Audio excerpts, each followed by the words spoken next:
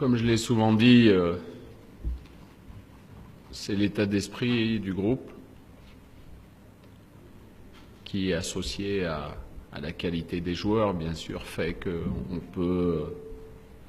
peut aller très loin dans une compétition. L'état d'esprit, ça regroupe solidarité, ne jamais baisser les bras lorsque vous avez des moments un petit peu plus difficiles.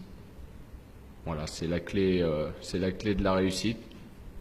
Parce que dans une CAN, il y a toujours des moments un peu plus difficiles que d'autres. On le voit pour toutes les équipes. Donc il faut être soudé. Il n'y a personne qui se disperse en pensant individuellement. Il faut toujours avoir une pensée collective. Enfin, c'est ma façon de voir comment on doit vivre un groupe pendant une compétition comme la CAN. Je pense que la plupart des pronostics vont à une qualification de la Côte d'Ivoire. Il faut qu'on fasse tout pour déjouer tous ces pronostiqueurs. C'est notre objectif.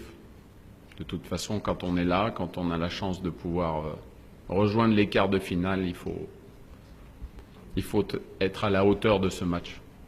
La Côte d'Ivoire a démarré très doucement contre le Togo, certainement aussi à cause du Togo qui a fait réaliser un très très bon premier match. Mais la Côte d'Ivoire a toujours pour habitude de rentrer doucement dans un tournoi comme celui-ci. C'est une équipe remplie de fortes individualités.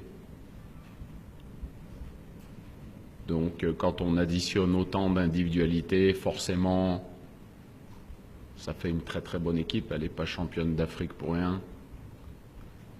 Non seulement elle est championne d'Afrique, mais elle a participé à 3 finales de Coupe d'Afrique des Nations en 10 ans. Elle a fait 3 participations à la Coupe du Monde, donc je pense que c'est plus la peine de présenter cette équipe de Côte d'Ivoire. À nous d'être présents pour ce grand rendez-vous en ce qui nous concerne.